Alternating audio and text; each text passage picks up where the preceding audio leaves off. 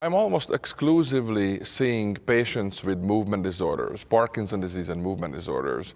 So within neurology, I do not see typically any other kind of patients in my current practice but those. So I would see patients in the clinic, advise them as to what their diagnosis is, how we could best manage that particular disease, what other care needs they may have, and if they have questions about research or other educational questions about advanced treatments, prognosis, I answer those questions and I advise the whole family about that. And I'm also involved with so-called translational research studies in which we try to understand how to better characterize the disease. My research also involves so-called disease modification trials in which we are trying to change the progressive course of a neurodegenerative disease such as Parkinson's disease. So it is really up to the patient how they want to formulate the relationship.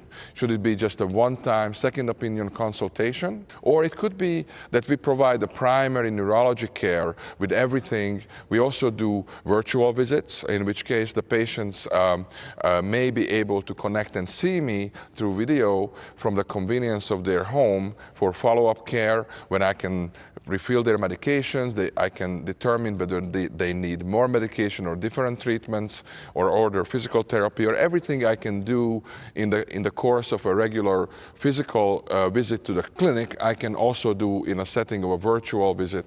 And we always tell patients that this decision is really up to them.